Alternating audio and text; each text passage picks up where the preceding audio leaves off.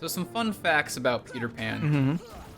He is one of the story of Peter Pan is one of many stories that Disney has like procured from a different source and just kind of adapted for their own purposes. Right. Did you know? In the original story of Peter Pan, you know, he has like the ever young boys, whatever they're called. In the original story, it's not that kids don't grow old in Neverland. Peter Pan just kills them once they get too old. Oh. So it's like an aging out thing, except you don't get to. Yes. To be honest, I'm not really sure what the true message is of the original Peter Pan. What, like, Don't get old or Peter's coming for you. You're gonna get the Peter, pan. He's on his way. He's already picked his pack of pickled peppers. In the original, he doesn't have like a stopped. pan flute as his symbol. It's like an actual frying pan, like a cast iron one. And he just freaking whacks you with it when you grow too old. Yeah, he's like, stop this. And the kids are like, oh yeah, you're right. Stop aging! Stop it! One of these... This is save room. We're still in Hook's ship, right? We are. And he was holding Peter Pan and Wendy hostage? Because they didn't know which one was the princess or not? Well, he had Peter Pan hostage because he went presumably to save Wendy. Oh. He had Wendy hostage because he figured that Wendy might be one of the princesses of Heart. Oh. But she wasn't. Okay. According to Maleficent vis-a-vis Riku. Got it. Yeah. So, you know, there's that. Can I climb up this right now? This isn't open, is it? Josh, Yeah. if the movie Big Hero 6 had a sequel, and the sequel had to be titled numerically, what do you think the number would be? You know, I think, honestly, they would go straight to Big Hero 8. You really think so? You think they just I skip think Big they Hero would. 7? You know, yeah, I do. Do you think they would make prequels Big Hero 1 through 5 to make it make sense? No. No? Just leave it there? Yeah. Okay, so you don't think it would be Big mean, Hero it's like- 7. Yeah.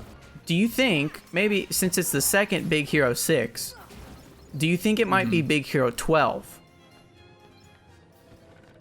See, I'm operating based off of Ocean's 11 rules. Oh, okay, yeah. And with Ocean's 11, the whole deal... Oh, I know exactly what I need to do. The whole deal with Ocean's 11 is that the number like goes up each time, but it also corresponds to how many people are in on the heist. Okay. So like they add a team member and the number gets bigger. Yeah, so it's Ocean's 11, 12, and then 13, and then later when they did the all-women cast, it was Ocean's 8. Oh. Yeah. So I'm kind of going off of similar rules for this. I think they would skip 7 because I think they would try and resolve the Baymax floating in the Ether Realm plot. Uh-huh. But I also think that wouldn't be like... That would be like the plot point, you know? So I think they would have like another bonus member in the meantime. So they would be like a team of 7 until the end, and then they would have 8 with the second Baymax. So then it would be Big Hero 8. You know, that's a really good, structured, logical point. But what about Big Hero 36? As if you were to multiply the number by itself. Because it's another Big Hero 6. I would do that if they did a Big Hero 6, like, Spider-Verse kind of deal, where it's like the Big Hero multiverse. Okay. Yeah. Peter Pan's just casting stop. He does not care. Stop! Stop! Stop! You violated the law.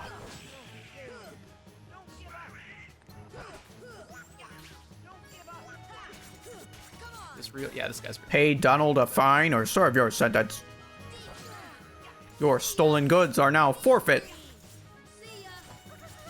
Is this from early Elder Scrolls? From Oblivion. Sounds like.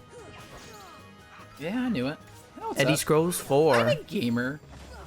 Man, I wish I'd played Oblivion before I played Skyrim, because Skyrim totally ruined Oblivion for me. I mean, yeah, it's a newer game. Yeah. You have to go back with a different mindset. Right, and I played it and I was like, I want to enjoy this, but I don't understand how this works. Yeah. Just things were not clear. I mean, was it like the plot and objectives weren't clear, or how the Plot mechanics was not worked? unclear. The objectives were unclear. Okay. And didn't the have a map solid, like, system objective didn't make system. sense to me. It wasn't very intuitive. You could like fast travel pretty much anywhere. So kind of took all the exploration out. At least when I played it, I don't know if that's how it's supposed to be, but yeah. So it took all the exploration out, and like, so I didn't really know where anything actually was in relation to everything else. I was just kind of going places that the quests led me to. Mm-hmm. I get that. Yeah. So I was like, this is weird. It's always hard to go back and play older games in a franchise, especially when you are used to newer games in that franchise. Mm-hmm. Because you usually have a lot of like advancements in the formula that you kind of have to tune back on. Games are weird like that. Like with movies, people are usually pretty stubborn. They're like, the first one was better. But with video games, like, they pretty much get better with the sequels. I mean, arguably, not all of them do, you know? That doesn't hold true for every franchise. But I think that's very commonly the case, that games get better. I think people will always hold steadfast and true to like the first one because there's more nostalgia there for them. But I think objectively, yeah, I think you're right that sequels usually get better. Actually, here's my thesis with game sequels, right? I've thought about this before with BioShock. I think games, and usually movies too, follow one of two curves. It's usually like an uneven parabola. So either one is, so like one sets the baseline, regardless, because it's the first one, it has to. So one sets the baseline. Two either is better than one, but like enough to like make a racket about. And so then people are really excited for the third one, but then it is worse than the first. Fair? So you have like an inverse parabola. Or two kind of dips down in quality, and people are like, they didn't do enough, they didn't experiment enough. And so then they go back and do 3, the third game. And the third game like delivers on what people want and like innovates because they know what to do and what not to do. And then 3 like gets better than the first one. Yeah, I think it depends on the genre too. I mean, I think that holds true with like story plot-based games. But like, you know, I think of like Mario Kart or Smash, where there's just like a new iteration every generation, which I feel like like those specifically have just easily gotten better with age. Like each installment is better than the next. I know a lot of people would like to argue with me on that one. I mean, I was born in the GameCube era, so I started with Mario Kart Double Dash and Smash Bros. Melee. Well, I guess I was technically born in the N64 era, but I grew up with the GameCube. So like, yeah, I love Double Dash, and Melee has a special place in my heart. But like, Mario Kart 8 Deluxe and Super Smash Bros. Ultimate, those are the complete games. Like, those have been masterfully put together. The mechanics feel solid and not like clunky at all. And like Smash Bros. Ultimate is just so very well balanced. Because you can pick, like, say Melee for instance, because that's easy. You're like, which character is broken in Melee? And you're like, oh, Fox, or like Marth or something. Yeah. And then like Smash 4, you're like, oh, Bayo's broken, easy. Smash Ultimate, like, you can't really say that about any one character. And people use that as an excuse to be like, this game isn't as fun. But like, no, it's... Everyone has a pretty good chance, you know? Even if your character's low tier, like, you know, like Ganondorf or Dr. Mario or something. Like, you can still wreck if you know what you're doing. You can. Like, tiers don't really matter as much. And that's why I love it. It's a good time. I think it really succeeds in that. You know, people are always going to defend. You know, you've taken up the mantle going for Smash like that. And it's not even like you're going after Smash. It's like, I think you're making a very good point. When you have franchises like that, of course, like, I think the games usually get better with time. Just because they benefit from having, you know, been around. You know, it's just kind of what happens. I mean, you would hope so, at least, that the games get better because the developers learn more and figure out what works and what doesn't. That's, you know, the natural progression. And I think Ultimate's a really good example of that. Like, it's gotten better. You and I have gone back before and played, some Double Dash. And for me, it was my first time having played Double Dash. I'd never really played it before. And as somebody who started with Mario Kart DS and then Wii and 8 and other stuff, man, going back to Double Dash was tough. It's just way too different. It's very different, and I feel like it's not as intuitive. Yeah. As modern Smash is, because I think Mario Kart. Modern Smash. Yeah, Mario Kart. Sorry. I think Mario Kart 8 has polished up the actual like gameplay and handling rather than trying to introduce a particular gimmick, and I think that has paid off fantastically. Yeah. Well, I think it helped that Mario Kart 7 kind of introduced a lot of those new things, and it wasn't as popular, but Mario Kart 8 really refined them. This is as far as I can go. I gotta have Wendy. You know, I think there's usually a sacrificial lamb in game development with franchises.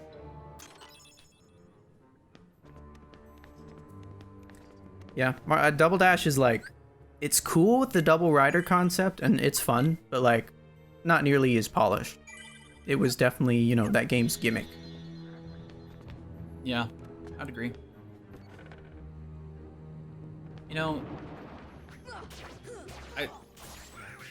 I definitely think that Mario, because you love Mario Kart 7. I do, yeah. And I think you have good reason to. Like, from what you've told me about it, I think it sounds like a really great game, and I can see definitely how it's the reason why 8 can be so good. Yeah. Because 7 took the time to experiment and maybe stumble here and there, but ultimately, like, set the scene for the newer mechanics and fundamentals that we're now used to now. Yeah, I think... Sorry, go ahead. Sorry, go on. Oh. You... Gosh, I don't want to interrupt you. Discord, ladies and gentlemen. Oh, crap.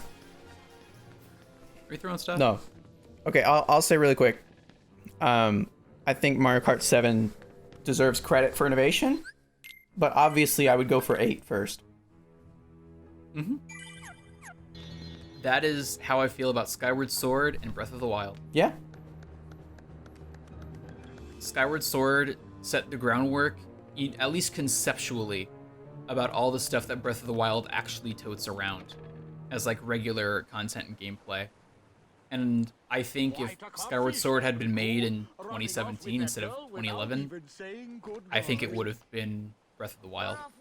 Yeah, would have been much different for sure. I think Breath of the Wild, yeah, I think, well, Skyward Sword talks about, like, in-game they talk about the sprawling surface and, like, that wild world. But when you play it, you're bound to, like, some relatively small areas considering, like, the stage that they set for you. And I think it's a limitation of hardware. But, like, they introduced stamina in that game. They talked about, like, you know, a more open world. And I think that really set the scene for Breath of the Wild, being able to take those leaps and find all the success that it did.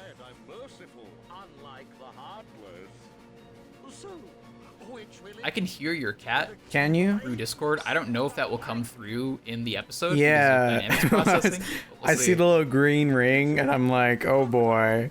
I'm gonna get some purring in this episode. She's so loud. She is, and I love it. I don't think it's loud enough, though, to not be removed by Audition, though. Yeah, it's just like, goodness. She just gets going. It does. I appreciate it. It's nice. Oh, you're walking the plank. Arg, me matey. Oh, yeah. Just believe, and you can do it. Hey, Micah, some good news. Mm-hmm. You can fly. What do you mean?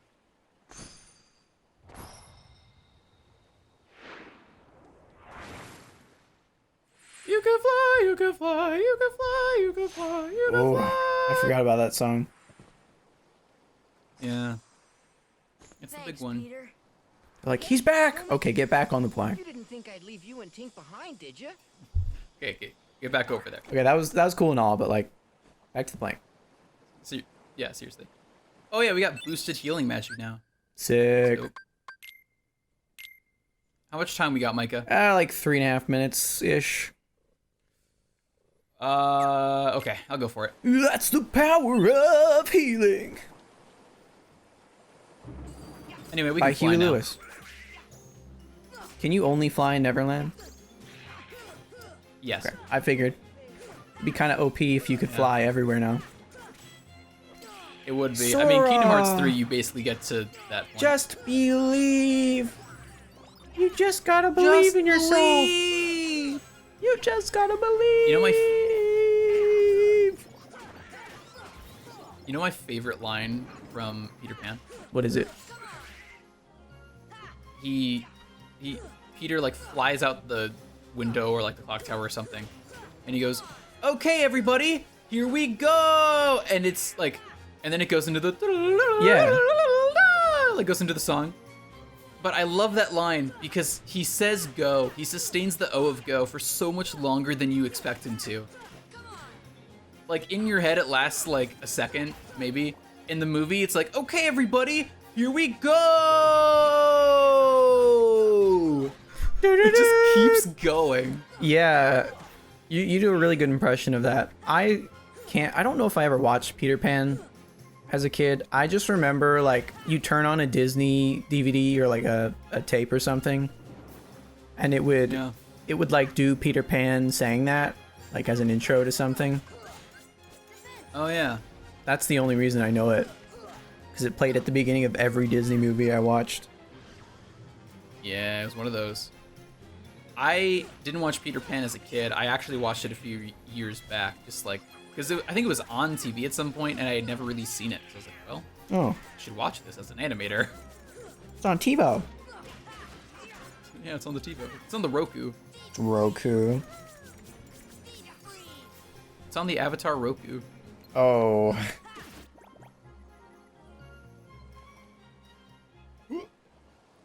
Good news. I want a We Roku. kick Artless ass. I want to Roku. Roku. That doesn't quite work. Did you finish No.